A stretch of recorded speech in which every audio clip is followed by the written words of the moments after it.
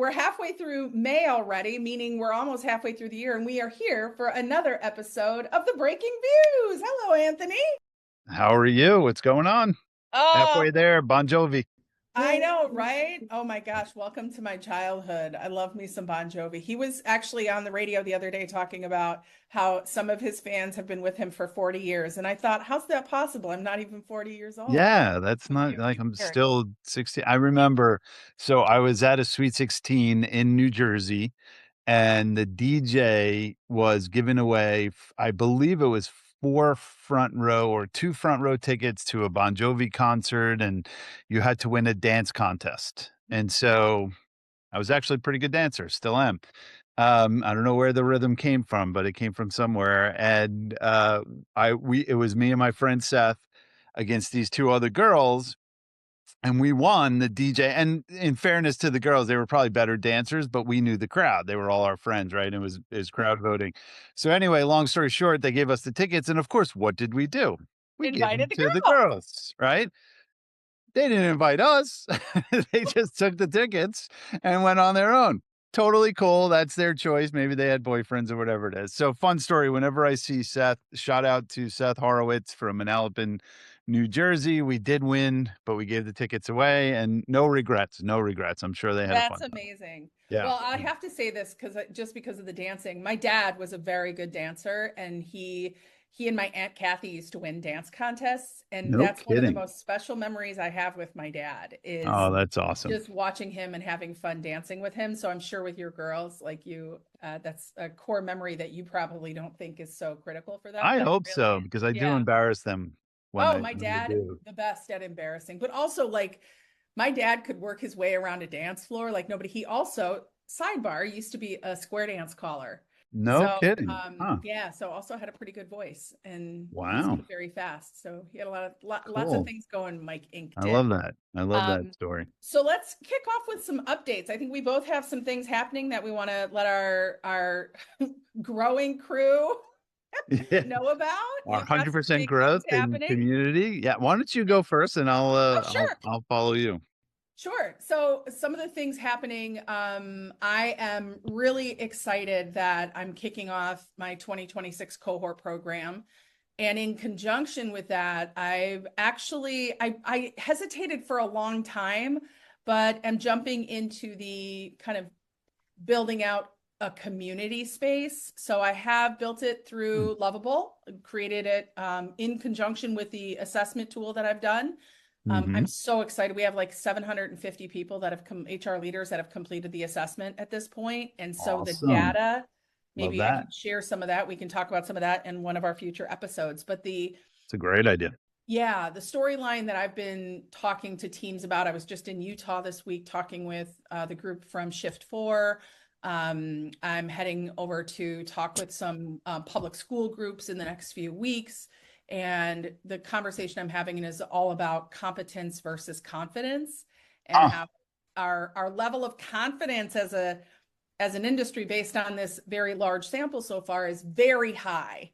But our competence has a little bit of like little boosting that's needed. So I hope love that it. the community, which is it's assessment.peoplepower.ai/community. I'll share that in the show notes, but Oh, great that's place. easy to remember. Yeah, right? It's just assessment.peoplepower.ai/community. It trips off the tongue, but I Yeah, think the thing about it, and if you want to learn more, really just go to peoplepower.ai. It'll get you there. But the there you idea go. of it is to have some very curated HR focused news, activities, events that are private just to the community. There's a free like base page that is going to have news of the day that's really of interest, and some Love it. free like value adds. And then there's a paid subscription part of the community where you get access to all this other stuff. So I'm not looking to blow it out of the water and be the largest community ever. What I'm looking to do is create a space that's safe for HR leaders to continue their growth and development. And so I'm super I excited love about that. that. And I'll probably intersperse a screen grab if I can get really super production oriented. Uh-oh. Uh-oh. Drum roll, please. Watch the magic. All right, let's hear your big news, my friend. Yeah, well, I love first and foremost, congratulations. I'm excited about what you're doing with this community. Absolutely right. You know, I've said this and I profess it, and I'll continue to profess that HR leaders need to be the lead transformation agent in this AI space. It is AI and humans, or humans and machines. You can add coffee if you like coffee, whatever it is. So let's get those folks like confident and competent and all the above, because this thing is not going anywhere, and we need to take hold of it and do it in the right way. So great stuff, and I love that you're building community. I love that you're offering content, all the above. So very very cool. And I always, I'm a lot in these email and HR networks and circles and emails, and when anyone asks about AI and HR, like your name pops up every time. So awesome. You have the brand awareness, you have the credibility. So excited for you. And I'm excited to partner with you because, drum roll, I am actually leaving my friends, my colleagues, at 15.5. Today is actually my last day. Today is May 15th. And I start a new gig on Monday. I start working with Carrie, the CEO, the amazing CEO of Living HR. And my title is Principal AI and People Systems. And we are building an AI transformation function for Living HR, who's been in the HR consulting business for almost 2 decades now, really helping in building mid to upper mid market enterprise companies with their HR capabilities. Really interesting model, this sort of almost like a SaaS model, retainer, monthly basis kind of model. And we're figuring out, okay, here's a perfect market opportunity. You've seen it. You're doing a lot of work in the L&D and the training and the enablement space, and even in the execution space. And we're going to have some overlap, and I'm excited about that. So yeah, I just want to thank everyone at 15.5. I know this will probably come out after, and I've already started at Living HR, but really want to say thanks to everyone at 15.5, Jim Morrisseau, who was the original CEO, who saw the vision of hiring an HR person in an HR tech company. Head I know, that's explosion, insane. right? Like what, More than like just an what? advisor? That's insane. Right. First time Yeah, I'm like leaving, so I'm not full-time sure. paid. I'm not Yeah, sure right. how much Like that vision came into reality, but oh no, it was there. I'm running towards something. I know it sounds cliche. I'm not running from, but I'm running towards something. So, but and Jeff Smith, Dr. Jeff Smith, who's the COO, was the CPTO at one point, and Guy and all these folks, and then David Hassel, who was the founder who came back in. So anyway, I'm waiting for the Oscar music to start. And I'd like to thank my mom and my kindergarten teacher who said you're fairly useless, and so damn you, kindergarten. No, but anyway, I'm hearing the music, so I'll stop. But excited to announce that I start that on Monday the 18th, and we'll be building that out in partnership with the amazing team at Living HR. So yeah, we have a lot of stuff going on, which is awesome. Oh, yes, there it is. And like to the producers of yes, the folks at Paramount and Netflix. Thank you. And no, this way. Sorry.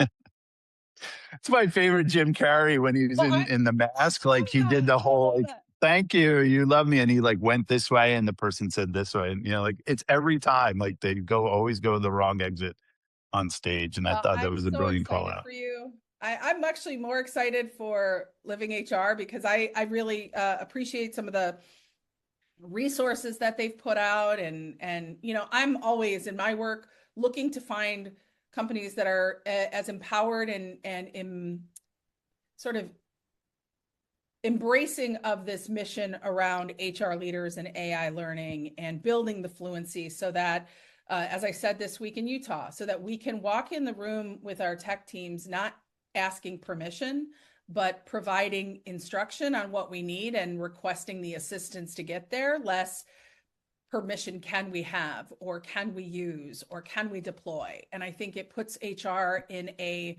position of power to be able to speak to technology that in a lot of cases their tech teams aren't even as familiar with, because we've got to kind of, Yeah. I've talked about this a lot, contextualize that. Similar to HR during COVID, there's an expectation that people just know, and tech teams are being inundated with 10 times the questions, just like we were during COVID. So this Yeah. empowerment that Living HR is doing, they are so freaking lucky to have you joining their team. And I know you feel the same. So it's going to be a match made in heaven. It's great. Yeah. Yeah. I'm excited. Great crew. Carrie's brilliant CEO, brilliant business person. Like, just can't wait. And she just hired this woman, Kim Pope, who's another like just amazing business folks. And there's a ton of white space. You know, this is a top priority of CEOs in terms of AI transformation. As you said, you know, there's confidence, but competency gaps.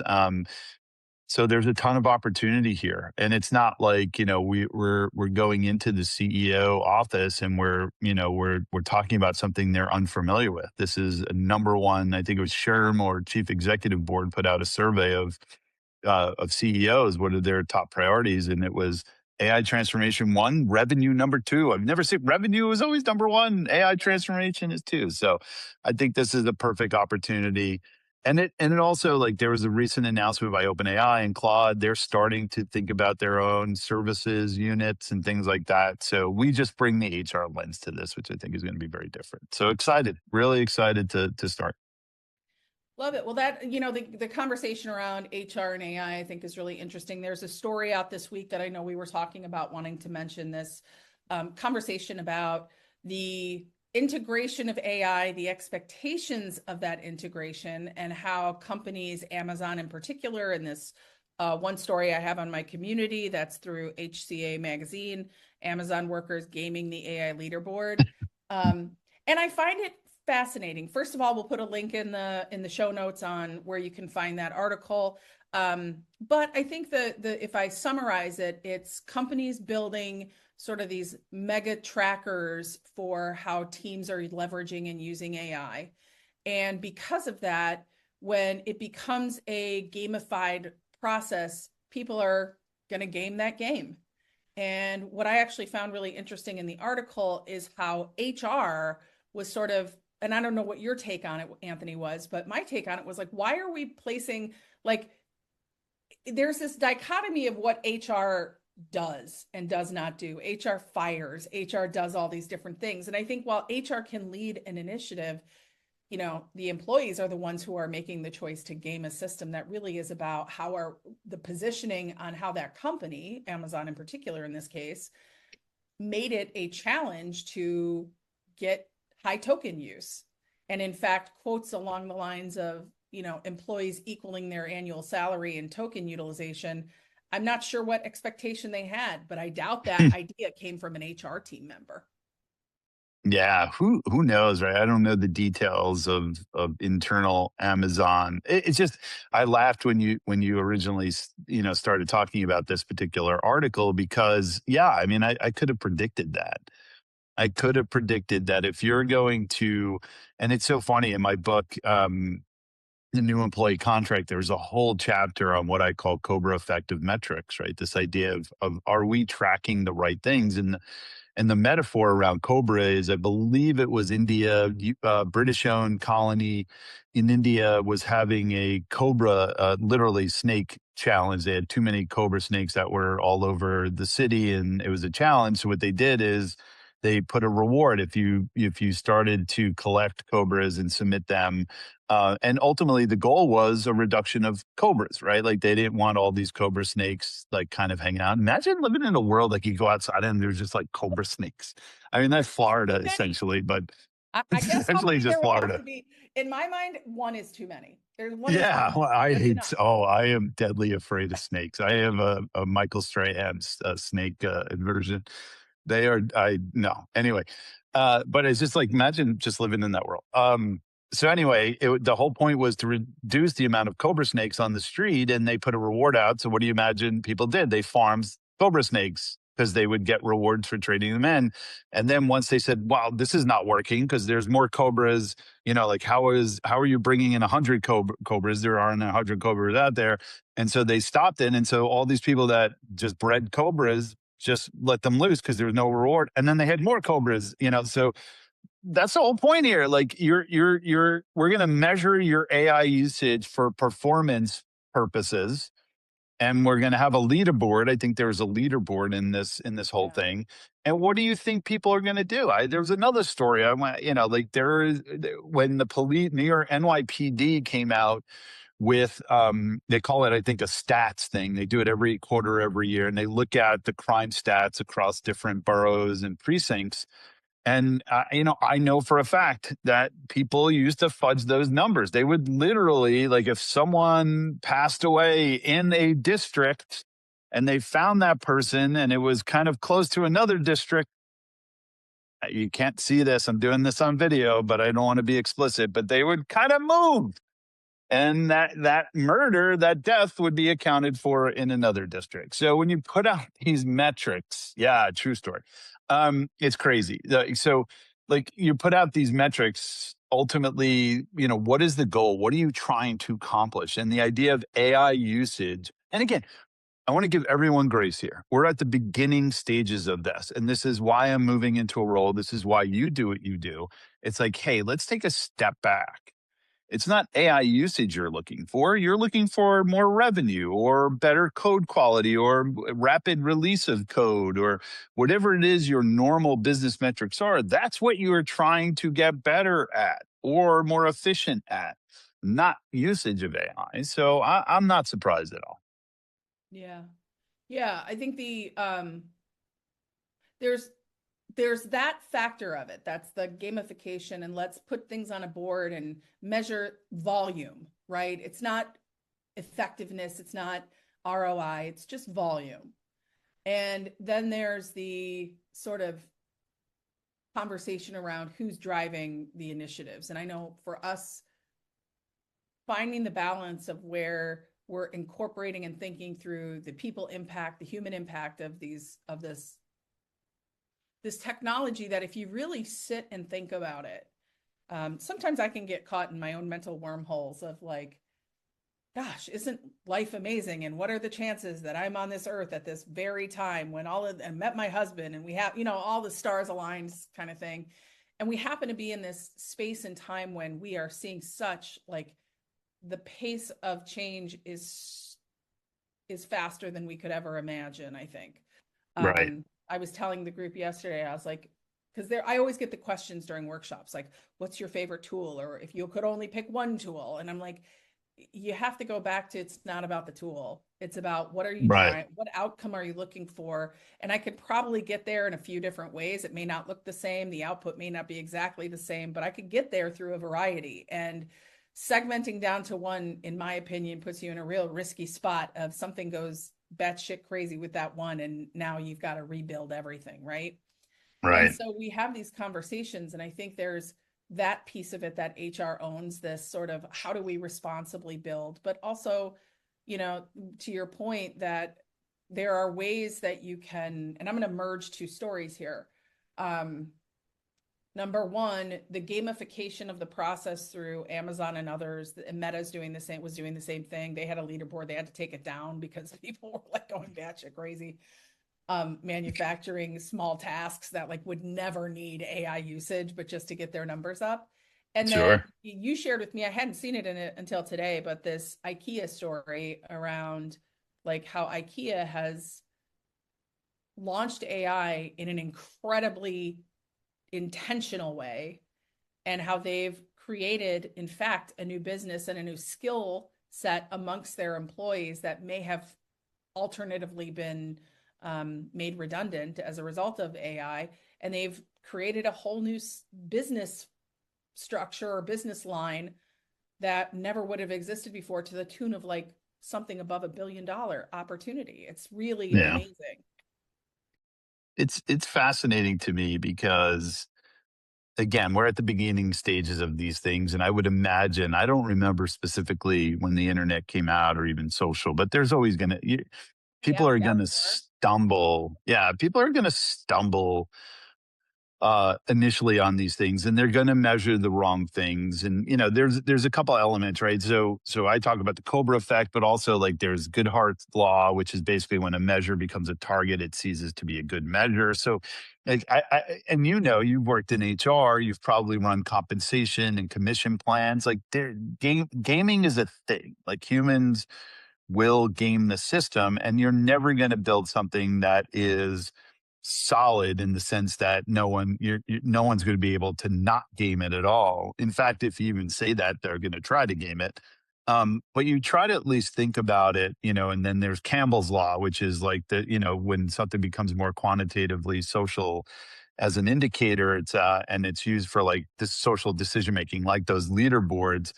It would become more distorted, right? And actually corrupt the process as opposed to make it better. So all of these things whether it's Meta or it's Amazon, it's not thought through in the right way.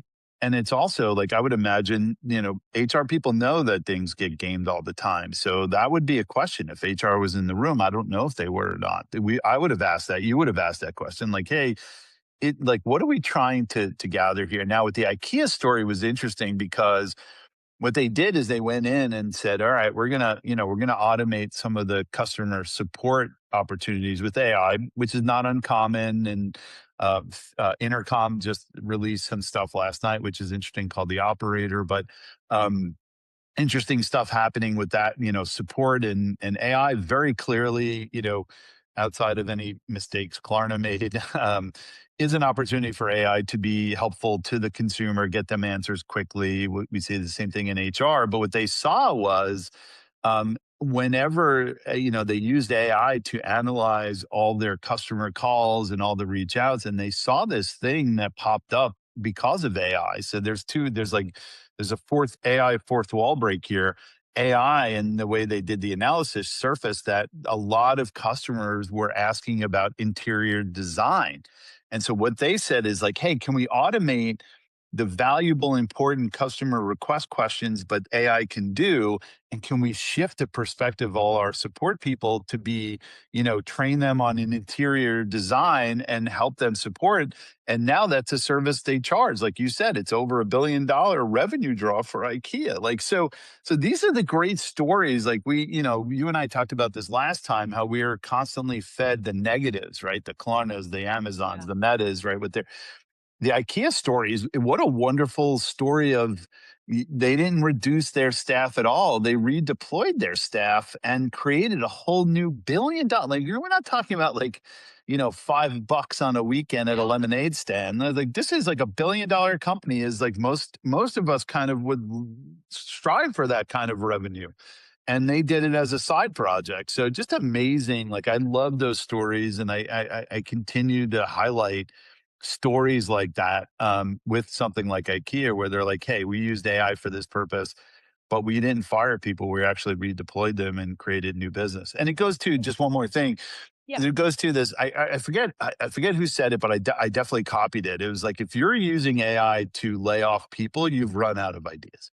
You have no more creative ideas. And it's a simple way of really integrating AI. It's a thing. AI is going to reduce some headcount, but it's also like, how do we think about it, of course, on the alpha side? Well, it's an interesting take around like you've run out of ideas. I would counterweight that to say that I wonder how many started with ideas in the first place. I don't think they ran out. I think they never started with that. I think you can tell a lot. There's so much, from an HR lens, I feel like we view things from so many different angles. I take this example and say, on one lens, I'm looking at it in terms of human impact and how I'm going to be able to not only retain, but hire great talent in the future. I think about that. We think about that as an HR leader, like not just, Right. what happens in the business impacts my ability or my team's ability to do their job to generate and retain talent. That is a huge thing when your first point of order is, hey, this new thing can let us ship people out the door and we'll replace it with AI. And if it doesn't work, we'll just hire new people. Like we don't really give a shit. I Yeah. think then there's this other lesson that is really at the base of this IKEA story, which is and they say it right here, I'm reading it. It says the lesson is not deploy AI, get $1.4 billion. That's the value of this new like found product line for IKEA. The lesson is like figure out what it frees your people to do. Figure out what is, the question they said is like, what can this do for us? What can AI make possible? Right. And I don't think a lot of people, we talk when from a learning and development perspective, we talk about like begin with the objective, begin with the problem. Like, what are the big rocks in your way? I talk through that language, but it's less, even with my context, about removing the bad. Like, but more so, I think what IKEA did is like, let's look for the good, look for the possibility, look for the fact that there's data points. There's a great example. I was working with one of my clients here, a commercial real estate client, and we were building out some agents around customer and leasing acquisition, because what we realized is that most people, when they're looking for, this is for residential, most people when Right. they're looking for residential space are looking after 5 p.m. or on the weekends, and their staff was working 9 to 5. And so there were all these calls that would come in and things that would happen. Well, we opened the lines up for kind of a 24-hour concierge around, gathering information. This was earlier days in AI. It wasn't super automated, but it was, taking the calls and triaging the conversation so that it felt like people were speaking more to that human. Right. And after about 2 weeks, you had to turn it off. Like, it was like there were Huh. so many calls coming in. It was like they needed to reestablish or reevaluate the approach that was being taken, because now the volume was greater. And so, like, I think Yeah. there are these, like, what's the problem we're trying to solve? Our customer is coming to us and we're not Exactly. here. How can we change that dynamic? We have customers taking in data, but we've never had the time to really aggregate that data in a way that tells us the story. And I think that, going back to my last 5 years in house, when I was taking, classes in data analysis and learning Tableau and trying to really understand at General Assembly, trying to understand the data part of HR. And I went to a workshop once with this gentleman. I ended up hiring him later on. He's a brilliant, brilliant creative strategist. His name's Brian Mattamore, and he ran, I can't remember the name of the company, but he and a co-founder ran this company that worked with, like, they were the team that would go in, that Oreo would bring in when they were trying to concept new flavors. And he just walked you through these really complex conversations. And it was the first time I ever thought about leveraging communication through email, correlating with HR systems, correlating with engagement data, and how that tells a story in data. And I think Yeah. that is one of the pieces that, for a lot of HR leaders, we spent our careers working in these different pockets and not necessarily always looking at, we house the most valuable data in any company. And if we can Yep. just get the time to do some conceptual unlock in our heads around what's possible, and have a tool that can help us do that in record time, so that it doesn't feel like you're lifting the weight of the world when you got 1,000 other fucking things to do. Like, we are in this moment of real transformation, and I'm so excited about Yeah. that. And it's starting to now bleed. So at least over the last couple of months, or initially when OpenAI released ChatGPT, we saw the information worker, that space somehow in the longer term. In the short term, the disruption and the creative destruction and all that good stuff, right? Now I was watching a video, I think it was yesterday or the day before, about this humanoid robots in China, right? So I don't know if you've seen the videos, like whether it's racing or Yeah. dancing or just all these sort of things. And we always felt like that, sort of the analog space, or this physical world, was kind of safe from these things. I've even said it, like, nursing and other things. And now you see these robotics and you're like, like there was a meme, someone put on X, I think it was, where it was like, someone sweating. I forget what that meme is, but it's the person sweating, and it was like all manufacturing workers, and it, was talking about the robotic thing. So, I mean, these things are coming, and that's why I continue to believe that HR is the right space to think about. Okay, what does this humans in this world look like, Quick and question, continue. Anthony. So Yeah, on that point, quick question. So I have a statistic in my, an Oliver Foreman statistic in my deck,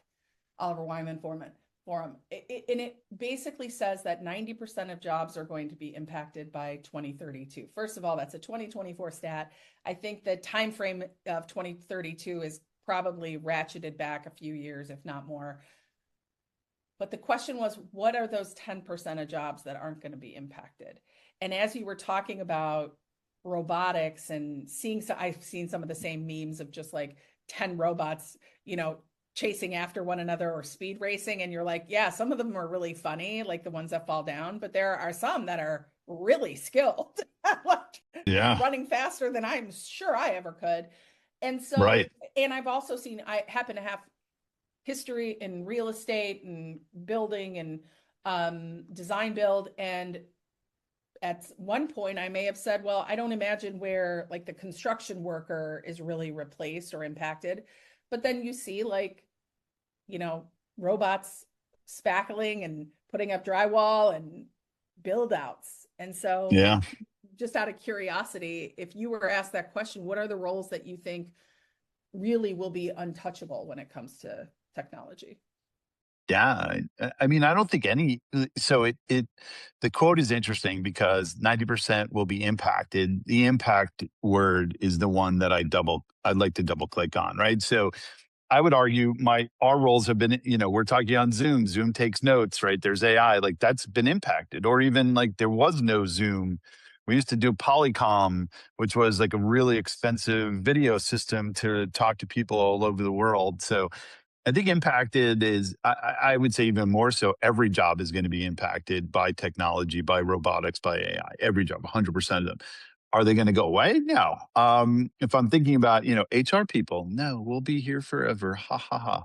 You can't get rid of us, especially that person that wrote that article years ago, Why We Hate HR. I don't know where you are.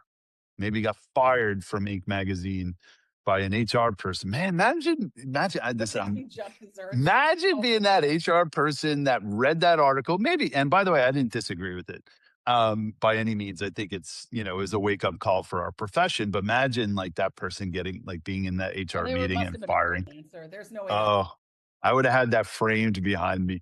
Um, Also, it must have been freelance. Yeah, probably, definitely in that. You know that space better than I do, but I don't know. Like that's a great question. I don't think any role will not be impacted. The question is to what degree, and that's again why I think HR folks are the best equipped to think about that. We've been thinking about the evolution and roles specific, and thinking about the human elements of a role where technology is. Again, years ago, I talk about this a lot, this evolution of technology. It's like, resumes were faxed at one point. Now, I did a session with this group called Bottomless Closet here in New York. They're a charity that provides professional clothing to underserved women looking for work. And I taught them essentially an hour of how to use AI in their job searches. And so, and I was talking about there was a world where things were faxed and humans would look at them. Now you send in a resume, a machine's looking at it first. 9 times out of 10, it's going to be a machine. So you have to prepare that resume for the machine, not for the person, which means that your bento box design or your little happy face and like that is irrelevant. It's all about making sure that you're putting down your skills and the format. And then eventually you will get to the human part of this, and that's when you're going to have to be good at storytelling. So So I out of don't. curiosity with that, Anthony, like think about how is there a world where we're able to become more creative in the way that like think about if you're pulling aggregate tokenized data from a text document, that's what the systems were reading. It was all structured data format and input sections, and this is what is filling in the blank from my parsing tool. But I think about this in terms of employee engagement survey results, and it just triggered me here when you were talking about resumes. With the so employee engagement data typically is pulled from, whatever native language the organization is in. They require people to fill in a form and submit a lot of Likert scale, and there's one comment question. But our capability of navigating everything from talk to text to image synthesis and sentiment within images and facial expressions. And there's just such a more robust way to gather that same or better data, right? I'd argue that if I can complete an engagement survey in my native language, you're going to get more authentic response from me because I don't have to go through the translation. I'd argue that if you're neurodiverse and you have a way that's going to help you facilitate your deep, meaningful thoughts that aren't you typing out on a computer, there's going to be more meaningful, deep data there. And I'd say the same thing for resumes. Maybe there's a world where instead of we have to get simpler because of the parsing tool, we can actually get more creative because the functionality of the AI and the technology can navigate through that more meaningfully. And so, Yeah. I came up in a day where, especially I was in more of a creative space. I was an advertising major back when I was in college. And so, I mean, people were coming up with the most creative ways to get their resume, right? Pizza boxes and Dunkin' Donuts. Yep. but even like I knew a guy who put together like it was almost like a sushi kit, and each part of the sushi kit was like some illustration of something there were such creative ways, and the way you did it was you took that thing and you Yeah. dropped it off at the company, right? Now we're, looking for jobs. They could be thousands and thousands of miles away. And so I just wonder, what do you think about that Yeah. possibility? If you could imagine a future where we could get more creative versus less. Yeah, no, that's what I'm suggesting. Like, even I think you can use the AI. This is what I said to the community of women at Bottomless Closet was, let's use AI to fundamentally change your resume and be more creative. The output is going to be different, right? Like, it's not going to be designed for a human to look at it, but you want to be able to take that job description, take your resume, and ask AI, like, can you formulate my experiences? You can even do so many things. And again, the limitation here is that, limited technology exposure given that underserved community.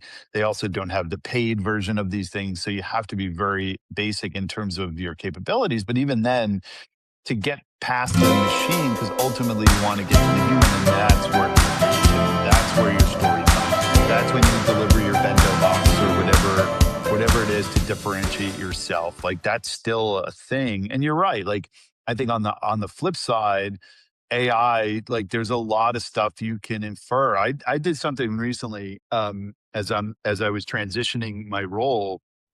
I have Claude, because I have a Claude instance through 15.5, and it's connected to all my different systems. And I asked it, I said, can you put together a skills graph for me of all the things I've learned over the last year? Based on, and it inferred a bunch of different things, and it was 90% accurate. Like, when I looked at it, I'm like, oh yeah. And by the way, oh, I forgot I did that thing.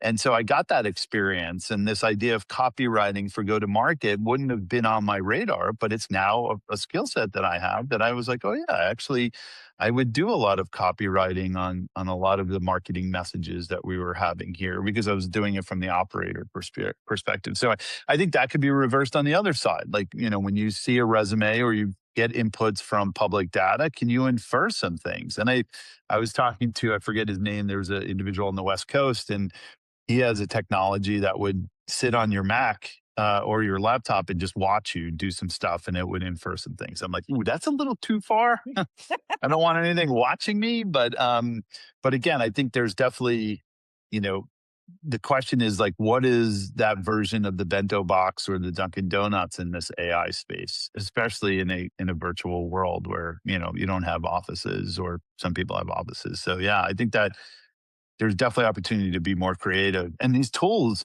allow you to be creative, right? They have all these functionalities that you would have had to either be a designer, know Photoshop or all these other technologies, where now your own creativity can kind of be augmented to a degree. Okay, I have a final question. This may be something we do every episode. It may be something I forget about next time we have an episode. So we'll throw it out there as a Love it. first annual wrap it up question. Do you imagine, and then I'll answer it, do you imagine that, because there's a lot of conversation about people, especially in Gen Alpha, we want to go back to analog. We want in person. We want connection. We want to get off the screens. We spent 4 years of school, literally trying to figure out virtual, and it was a nightmare. And we have this like deviation from technology. So how do you envision that conversation, or if that trend comes to fruition, how do you envision that? Could it be like where there are companies that really do go, we're anti-tech, we are people first and people only? Or what do you think? Yeah, it's a good question. I never my answer is always gonna sit in the middle of anything, right? So I think you're gonna have if I try to think historically and even further, just kind of imagine a world that I wasn't a part of, electricity or TV when it first came out, right? I imagine there were a bunch of folks that were like, like people are sitting in their houses watching too much TV, go outside and play. And there was a pushback against it. But then, if you look around, I would imagine that if I went into my neighbors' houses today, 9 out of 10 or 100% have a TV somewhere in their home, right? So If I not think, multiples now, right? yeah, right, and multiple TVs. And a I know lot of I do. video. Those, I mean, that's the interesting thing. Like the future could be no TVs because it's all on laptops and phones, and that's where most of my kids do their viewing. Like I have TVs in their rooms, and I don't think they even use that. They use their laptops or their iPads.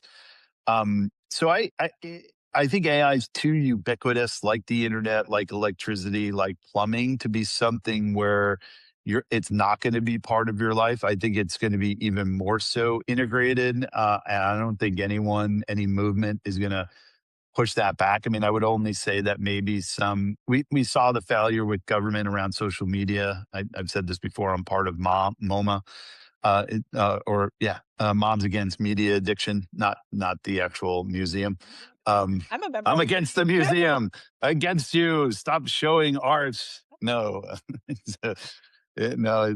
Mothers Against Media Addiction, and it's so I think there's going to be a space where companies, if they see a profit advantage, they're gonna go either way. If and we're seeing it today, right? Like, oh, all AI, we're gonna fire people, stock gets bumped, right? There's gonna be a world where you're gonna wanna be like, hey, we're people first, and people are gonna buy into that. And then there's gonna be folks in the middle. So I don't again, I don't think it's something that people can truly ignore. I think you'll have people that just cut the cord, but you see those people that cut the cord today, it's all the cords, right? They don't necessarily have electricity or other things. Like I see AI, I think it's just going to be so ubiquitous, like electricity and plumbing, that it's going to be there. It's just going to be Well, there in your life. I think it also it may speak to a generational gap. I would say that there are a lot more people, my parents being two of them, that, they're in their early 80s. But personally, I've had a cell phone since probably 1997. So let's just say a lot of years, when I was -3 years old. Wink, wink. Um, Carry they the never got one. on, yeah, Hold on. they never Math ain't got math on, thing. they never got on a cell phone bandwagon. They just never have. And seen Now, and what does that mean? Like they don't have cell they phones? don't have cell phones. Oh, wow. How did they live? And then the irony is, and then I get pissed off if they don't pick up the phone when I call them. I'm like, where are you? You don't go anywhere. Right. Like, Huh. why would you not have?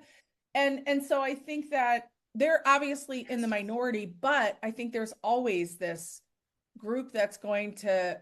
I talked with the two different CHROs in the past 6 months, who were both certainly pre-retirement age, late 50s, um, and both had decided to leave their organizations because they're like, I just don't want to have to redo everything. Like, I don't want to do it. And I think there are definitely some people out there. I had a gentleman, very sweet gentleman, who was in my workshop this week. And at the end, I paused for a second and I was like, how you doing? I said, you were pretty quiet today. And he said, yeah, it's just almost too much. He said, it's Huh. overwhelming. Yeah. And I think that there are those companies that we are going to find a blend of you know what, I'm too people centric. My business is focused on people, and I'm going to draw a line in the sand. And now maybe that means they're not purchasing and outsource AI tool or 7, but they're only willing to use embedded that isn't pulling the responsibility off a human. And I don't know that that's a good thing, but I just Right. think that there is But this. they're still using though, right? It's their choice of different, and that's my point, is the ubiquity of it. Like I Yeah. think it's just going to be part of, and again, no, you're going to have folks that just want to completely unplug, and Well, they're going to maybe not do that. already. You say it's ubiquitous, but it's you. What I'm talking about is not the ingrained, embedded, automation that happens to be a part of the HRIS system I'm using. I think there are companies that are, I mean, still saying like one of the companies that I'm talking to right now is like, okay, well, we have Copilot, but we don't pay for the anything other than the chat functionality. Hmm. And I have to ask myself, like, and I had a funny conversation with a client because they had their tech team on with me. And I said, well, if I was in charge of your HR, I would say, here are the 3 tools I need. And before I could say, and here's the value prop of doing that, he literally said, and I'd tell you no. Mm. And I said, ooh, I said, well, I said, I might lose this opportunity, but we're about to have a spicy conversation about Yeah, let's talk it up. yeah. Let's do it. Yeah. And so Interesting. I just think this, like, that's what I'm loving about these conversations so much, Anthony, is not just the like our perspective from an HR point of view on AI, but other topics that are happening that are in the world of business that, we need to be talking about and contemplating so that perhaps prompt others that might not think about it are also thinking about it. Yeah, absolutely. And I think of the ubiquity, to me, it's a future ubiquity where, like, your street lamps or your street lights are AI driven. And, instead of, there's this one, by the way, local light, which is just like this one street, and it's an intersecting street, and there's literally no reason for this light. There might have been some sort of like local representatives, like family on this street. And so they petitioned and they got a light there. It's useless, this light. And I hit it every freaking time. And there's no one there. There's no one there. I'm like, I'm stopping, and there's no cars. And it's Yeah. every time I just stop there. And I'm like, and then in my own brain, I'm like, oh, I wish there was AI that would show like I'm sitting here, no one's sitting there. Like, don't turn red, like, because it's progress. So that's when I talk about ubiquity. Like, that's the ubiquity we're going to see. It's going to be it's going to be there. And like electricity and plumbing, you're not going to notice it until it doesn't work. And then you're going to freak out. So future's coming. We see that today, right?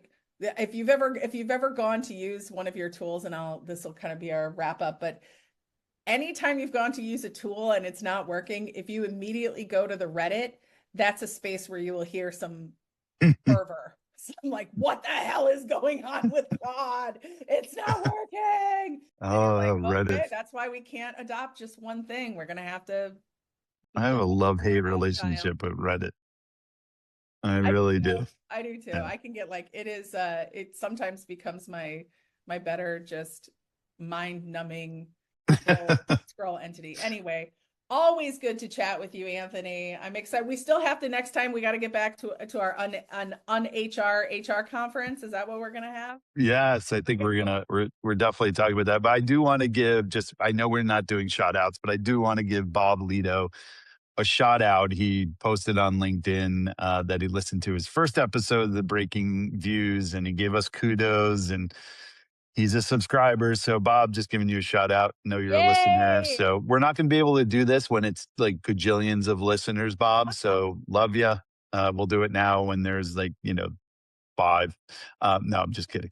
But good. Thanks, Bob, for Well, we the got a for the lot of support. episodes we're putting out, a lot more we're going to put out. So we've got a lot to talk about for sure.